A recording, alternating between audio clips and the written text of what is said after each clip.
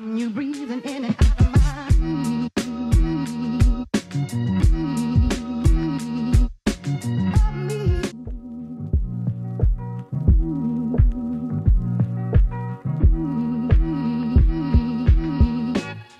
you breathing in and out of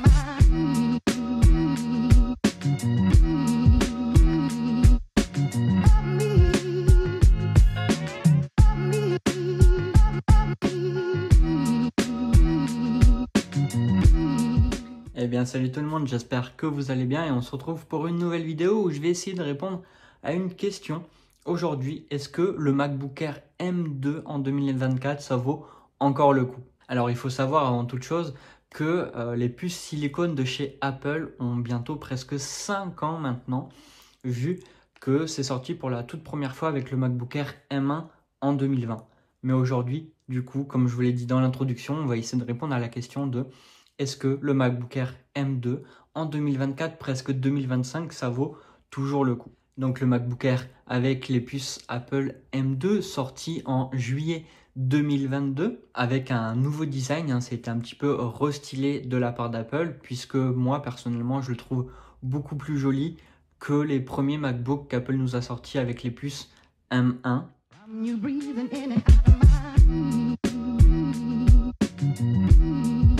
L'avantage de ce nouveau MacBook, c'est qu'il est ultra léger, contrairement à un ordinateur portable d'un autre fabricant qu'on pourrait comparer sous Windows par exemple. Et puis, il est ultra fin vu qu'il est fabriqué en aluminium recyclé.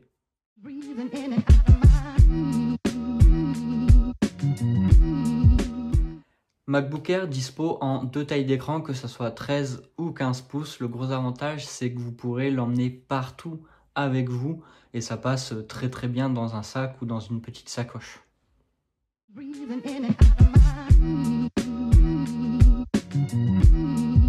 Avec ce MacBook là, que ce soit en 13 ou 15 pouces, on dispose de 4 couleurs, dont le minuit, c'est celle que j'ai moi actuellement, lumière stellaire, gris sidéral et puis argent.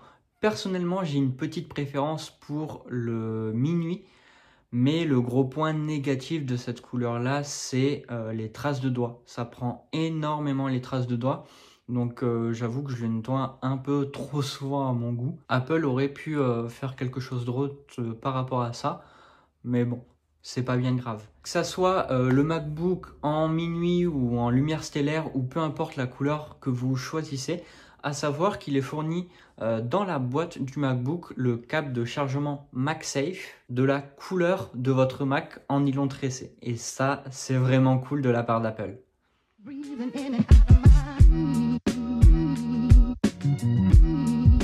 Comme je vous disais un petit peu avant dans la vidéo, le MacBook Air puce Apple M2 est ultra léger et ultra fin, donc vous pourrez l'emmener partout avec vous, le mettre dans votre sac, que ce soit pour aller en cours à la fac ou juste pour aller chez des amis ou peu importe en fait où vous voudriez aller, vous pourrez vraiment tout faire avec et ça c'est vraiment cool, que ce soit justement de la bureautique, regarder des films, des séries, faire du montage vidéo, que ce soit en amateur ou en professionnel, mais aussi vous pourrez jouer aux jeux vidéo et ça c'est vraiment cool grâce à son mode jeu vidéo dédié qui privilégie les performances aux jeux vidéo.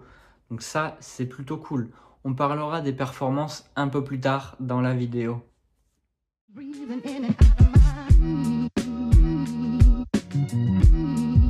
Comme je le répète pour la je ne sais pas combienième fois de cette vidéo, mais on est sur la puce Apple Silicon M2 qui est jusqu'à 1,4 fois plus rapide que la puce M1. Donc après, j'ai pas fait de test précis, ce n'est que de la théorique.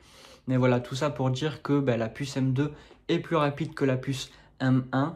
Ça me paraît cohérent en soi, sinon il n'y aurait pas trop d'utilité de sortir une nouvelle puce. On peut brancher un écran externe dessus, donc après on ferme le Mac et vous avez la possibilité d'avoir un écran externe branché sur votre Mac, donc ça c'est plutôt cool. Et on dispose du Wi-Fi 6 et jusqu'à 18 heures d'autonomie, donc ça vous fait vraiment quasiment une journée complète en fait d'utilisation de votre Mac sans chargeur. Et ça c'est plutôt cool, parce qu'on le sait, avec les PC Windows, Voilà, on achète un PC portable, mais quasiment la plupart du temps, en fait, on doit le brancher parce que sinon, ben, on n'a pas assez d'autonomie ou on manque de performance. Et autant acheter un PC fixe. Breathing in and out of my Et bien sûr, avec votre MacBook Air M2, sur l'Apple Store, en fait, vous disposerez de toutes vos applications, que ce soit pour le montage vidéo avec iMovie, pour le montage photo avec Photoshop. Vous aurez Word, Excel et j'en passe. Et vous aurez bien sûr toute une bibliothèque de jeux. Après, vous avez aussi la possibilité de télécharger des applications externes à l'Apple Store. Je pense notamment DaVinci Resolve pour le montage vidéo directement sur leur site internet.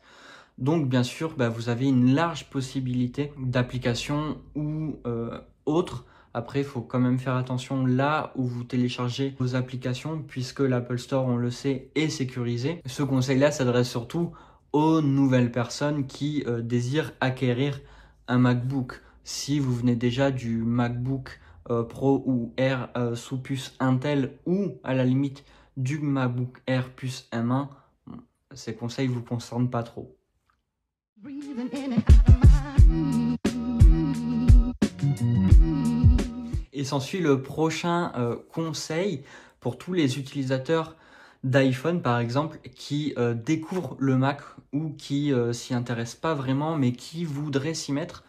Le MacBook Air, en fait, pour moi, c'est vraiment l'ordinateur portable parfait.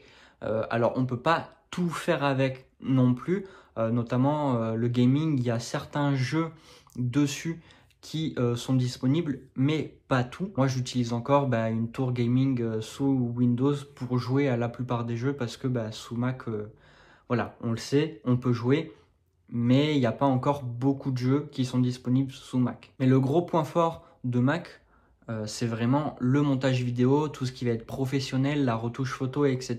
Et surtout le fait de pouvoir commencer une note sur votre iPhone, vous commencez à écrire une note, vous faites, je sais pas, une liste de courses ou peu importe, et vous pouvez en fait la continuer, voire la terminer sur votre Mac tout en ne perdant aucune donnée. Et c'est pareil pour toutes les conversations SMS, c'est-à-dire que vous allez lancer une conversation SMS via e-message, et cette conversation e-message en fait que vous avez commencé sur votre iPhone, vous pourrez la continuer en fait sur votre MacBook sans avoir perdu aucun message que vous avez envoyé auparavant. Et ça vraiment je trouve que c'est vraiment cool parce que on rentre dans l'écosystème d'Apple où tous les appareils sont connectés entre eux et on perd aucune donnée. On commence un truc sur un appareil, on peut le terminer sur l'autre. C'est vraiment ultra simple d'utilisation et l'écosystème Apple est fait pour ça, est fait pour que ça soit simple. breathing in and out of my On dispose sur ce MacBook d'un écran Retina Liquid qui, selon moi, est vraiment exceptionnel. Alors, je ne vais pas plus rentrer dans les aspects techniques, dans les détails, parce que voilà, j'ai pas assez de connaissances pour ça. Selon moi, pour avoir eu énormément d'écrans PC sous Windows, que ce soit de n'importe quel fabricant, Dell, Asus et j'en passe, je trouve vraiment que les écrans sous Mac sont vraiment incroyables niveau couleur, niveau détail, niveau finition. C'est vraiment splendide. Que ce soit l'écran de mon père que je regarde assez régulièrement ou même moi, mon écran quand je joue à des jeux sous Windows, les détails sont pas aussi prononcés que sous Mac, quoi. Donc vraiment, l'écran du MacBook, je trouve qu'il est vraiment incroyable. breathing in and out of my On a pour le coup une caméra sur ce MacBook Air, une caméra FaceTime en 1080p. Là, on change du MacBook Air M1, on n'avait que du 720p. Elle est là, elle est présente. Pour le coup, je ne l'ai pas plus utilisé que ça. Donc, j'aurais pas trop de point de vue là-dessus. Je pourrais pas vous dire si c'est bien ou pas. Elle est là, elle est présente. breathing in and out of my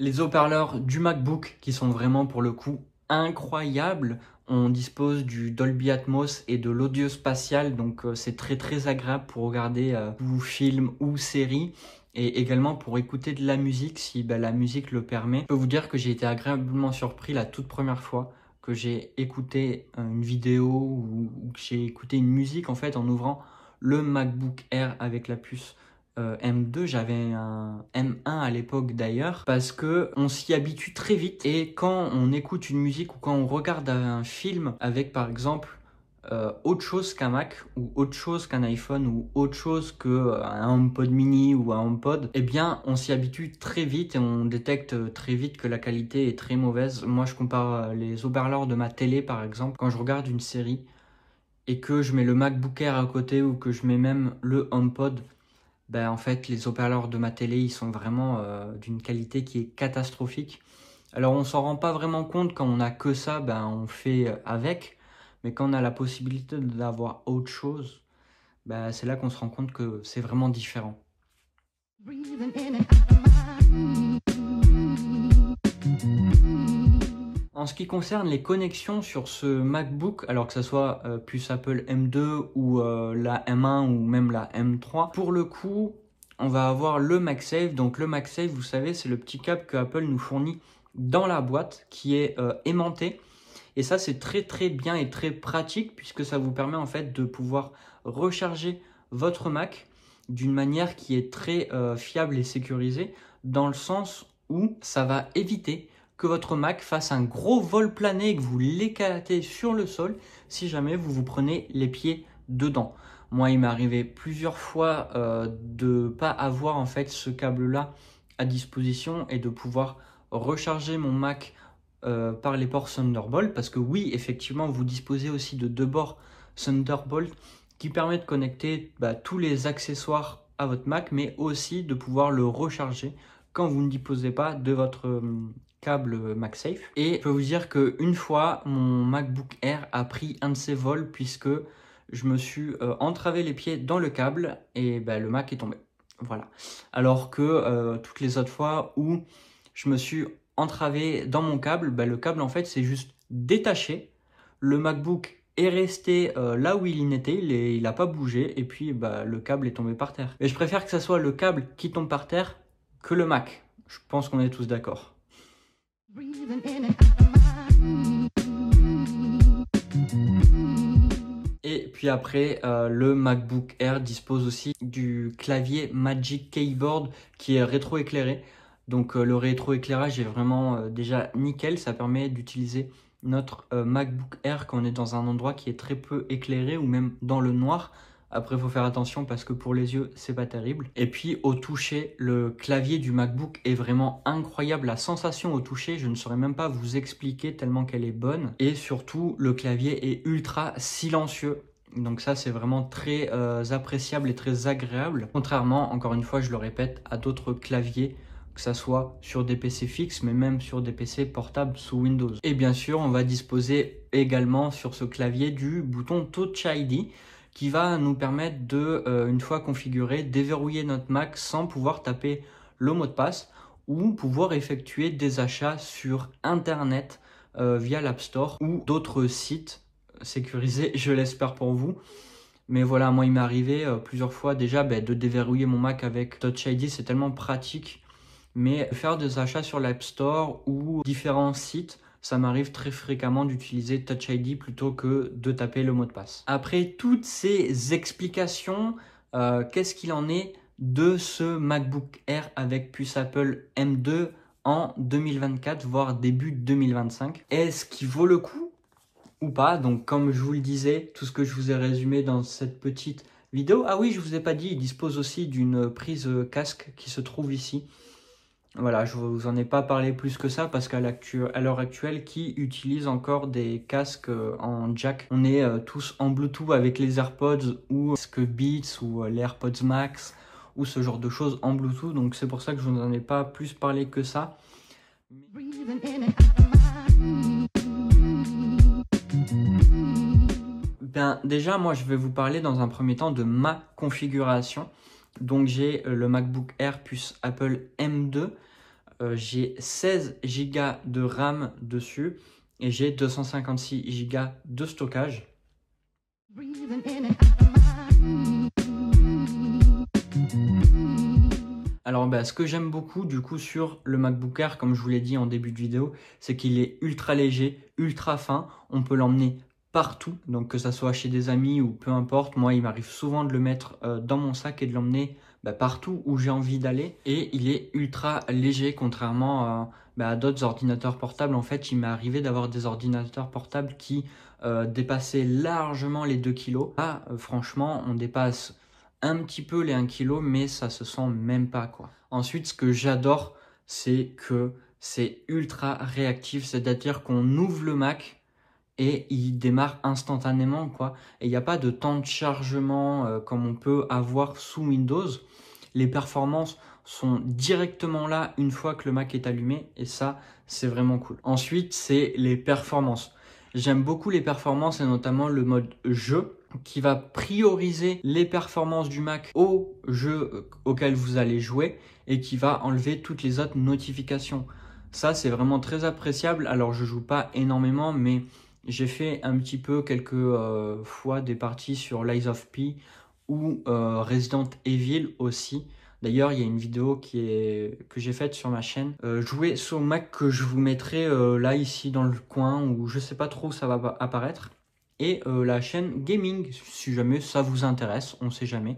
Je fais aussi des vidéos gaming que je vous mettrai un petit peu là dans le coin par-ci par-là. Il faut savoir que moi, mon utilisation principale de ce Mac, donc c'est pour regarder des séries ou des films, mais aussi pour faire du montage vidéo principalement. Il faut savoir que toutes les vidéos de la chaîne sont montées intégralement avec ce MacBook Air M2 en 16 Go de RAM. J'ai priorisé le 16 Go de RAM parce que je trouvais que 8 Go de RAM, c'était un peu limite. Alors, avec l'optimisation logicielle que Apple nous a fait, ça reste encore correct en 2024, mais je pense qu'en 2025, ça ne sera plus le cas. Et je trouve d'ailleurs encore aberrant que Apple nous sorte des 8 Go de RAM pour les utilisations qu'on a actuellement. Ça devrait être le 16 Go de RAM, la norme en fait pour tous les Mac. Et ensuite, de temps en temps, je l'utilise un petit peu pour jouer, mais c'est très rare parce que comme je vous ai dit, j'ai une tour gaming qui est dédiée à ça. Donc moi, mon avis sur la question, c'est que oui, le MacBook Air plus Apple M2 vaut encore le coup en 2024, voire 2025, parce que moi, il me convient très bien pour mon utilisation et j'ai pas l'intention de changer. Toutes mes vidéos que je vous fais, ça prend un temps qui est vraiment minime à être monté sur ce MacBook là. Je crois que il met entre 5 et 10 minutes grand maximum quand c'est vraiment une grosse vidéo pour l'exportation. Mais ça prend 5 minutes, des fois moins. Donc vraiment, des fois, je suis bluffé par la rendue du montage vidéo. Alors que sur ma tour gaming, qui est vraiment une grosse tour que j'ai payé assez cher, sur DaVinci Resolve, des fois ça met bien plus de temps que ça. Après, si vraiment vous avez des besoins qui sont un peu plus conséquents que les miens, c'est-à-dire que vous allez faire des montages qui vont être un peu plus conséquents, vous allez faire des gros montages avec plein de plans, avec plein d'effets, que ça va être en 4K, etc. Ou que vous voulez acheter ce Mac pour jouer, mais jouer sur des grosses heures intensives, peut-être pas partir sur un MacBook Air M2, peut-être partir sur un MacBook Pro directement ou un MacBook puce M3, mais l'inconvénient des MacBook Air en fait, c'est qu'il n'y a pas de ventilateur à l'intérieur. Alors moi, ça me dérange pas parce que le MacBook Air n'a jamais chauffé. Dans mon utilisation quotidienne, il n'a jamais chauffé. Mais voilà, j'ai une utilisation qui est quand même assez restreinte. Je n'exploite pas le Mac à 100% de son potentiel. Donc voilà, si vous avez à peu près une utilisation comme moi, le MacBook Air puce M2 fera très bien l'affaire. Mais par contre, je vous conseille quand même de prendre du 16 Go de RAM et peut-être du 256, voire même du 500 Go au minimum si c'est votre seul ordinateur portable. Par contre, si vous avez une utilisation qui va être un peu plus intensive que la mienne avec, comme je vous disais, des gros montages, de la 4K, beaucoup d'effets, etc. Peut-être voir pour investir un peu plus longtemps sur un MacBook Pro qui lui est intégré de 2 ventilateurs, qui a plus de ports sur les côtés, avec une puce Apple M2 voire M3 en fonction, comme d'habitude, je le répète, de votre budget. Donc voilà, j'espère que j'aurai répondu à vos questions. N'hésitez pas à vous abonner à la chaîne si ce n'est pas déjà fait. Je remercie toutes les personnes qui ont commenté et qui se sont abonnées sur mes dernières vidéos. Ça fait extrêmement plaisir. N'hésitez pas à partager cette vidéo à vos amis, votre famille, pour toutes les personnes qui se posent encore la question de est-ce qu'un MacBook Air plus Apple M2 en 2024 ça vaut le coup? Est-ce que je dois attendre? Est-ce que je dois passer sur un M3? Est-ce que je dois passer sur un Pro? Voilà. Et puis n'hésitez pas à lâcher un petit pouce bleu et un commentaire, ça fait toujours plaisir pour l'algorithme, on le sait. Prenez soin de vous et on se retrouve pour la prochaine vidéo. Ciao! me.